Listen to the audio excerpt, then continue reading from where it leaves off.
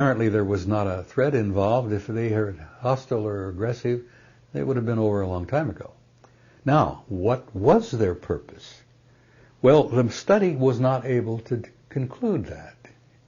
It said that the military committee will continue this research, which indicated to me that the study in some form had continued, that this document in '64 was simply an initial conclusion. Okay.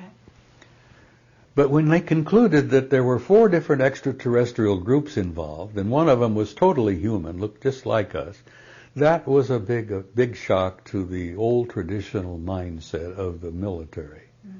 The admirals and the generals, they couldn't deal with it. And it also said that there was something to do with the religions, that all the religions of the world. Well, let me tell you, the study was not that thorough.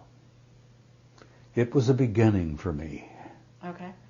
It was the initiative, the initial event that triggered my curiosity. It launched me on 40 years of research.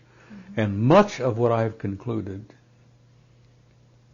has been a result of the years of study since. You see, I continued to dig. I continued to probe. I continued to turn over rocks. As I said, I drove my friends up the wall. Okay, you looked at this material, you learned a lot, you weren't the only one, you convinced me of that. Supposedly, these people that you know also read it, they weren't your close friends, I'm assuming. Well, they were not my dearest, closest friends, no. Okay, but were you able to talk to them or have relationships with them outside of, 1967? Did you ever compare notes? We formed, back in those days, what we called the Old Boys Network. And this network was made up of people like myself, enlisted and commissioned, of all services, Air Force, Marines, Army, Navy, as I said, all ranks. Mm-hmm. There were others like me who were so engrossed by this and excited by it and what it meant. You hear a few of them coming out even today, those that are still alive, saying what I saw, what I learned, what I concluded, the reports I studied, the contacts that I knew happened. Some of them had contacts themselves. Sure. Personal contacts with some of these guys. Okay, so Phil Corso was an example. You familiar with who he was? Absolutely. I knew Phil fairly well. He and I were speakers at several conferences together. And in Italy, I got to know him pretty well. Phil shared with me things that he had happened to him. Not just what he had seen, but he had personal contact with an alien at White Sands. He was in charge of the security of the range one time. And something came in, the radar picked it up. He hopped in his car, went out to see what the hell it was. There is a UFO sitting on the ground. There's a guy standing beside it. And Corso walks over to him and says, what the hell are you, who are you, and where are you from, and why are you here? And this fellow says, I just came to talk. And Corso asked him, he says, well, are you with us or are you against us? Simple military type question, are you with me or are you against me? Mm-hmm. And the guy says, neither. We're neither for you or are we against you? And he had a conversation with this guy that lasted over an hour. And the guy says, please turn off your radar. It disturbs my control or my guidance system so I can leave. Corso went back to the shop or back to the headquarters, turned off the radar, and away he went. I got to know, through the Old Boys Network, dozens of guys like myself who were as excited and enthused about the thing as I was. But they didn't become whistleblowers. What's the difference? Some of them did.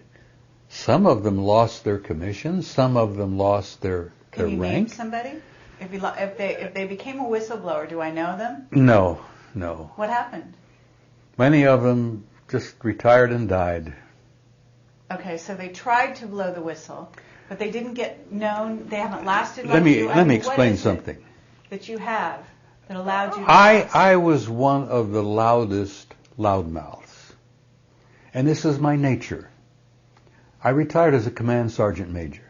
Mm-hmm. And that rank gives me the privilege to open my big yap to anybody. The generals, the admirals, and everybody in between. You see? It's a unique kind of rank to have. I see. The generals depend on you to tell them the truth. Whether they like it or not. And so you learn to tell them the truth. Well, I turned out to be a big mouth. I sat on this for, when did I come out of the closet, so to speak? Just term. Right. Yeah. From 1967. I sat on this until from 67 to 92 or 1. 91? I believe I came out of the closet in 91. Okay. So that's a long time. Yeah. I respected my oath, which I swore. Mm-hmm. I took an oath to never share anything that I learned of classified nature while I was on active duty. And I knew that if I did, I could go to prison for 10 years, $10,000 fine, forfeiture of all pay and allowances, retirement, everything, whatever, forever. Okay, so you've come out. What happened to you? So I came out in 91 at a conference in Tucson, Arizona. All right. The result was of monumental aggravation and frustration that the government had continued over all these years to lie to the people. Not only were they lying to the people, they were ruining lives to keep the lid on this subject. And I had enough of that. Okay. I had seen good friends of mine, guys who,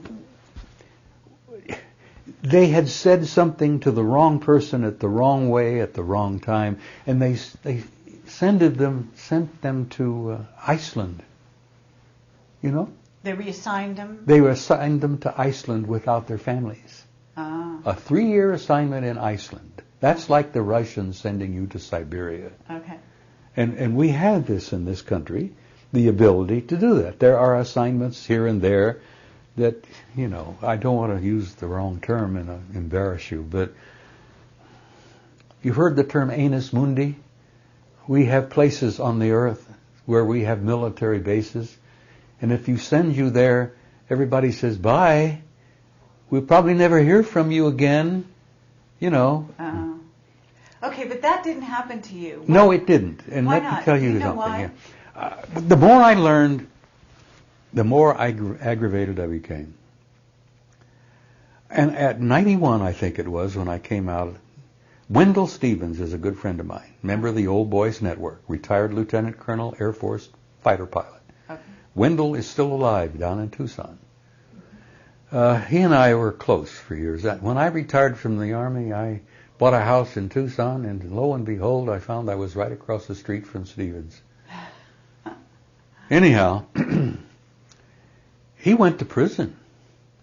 And it was a trumped-up, fixed political deal. I always suspected it was because he had spoken out openly on the subject. Okay. Now, there were people who say no.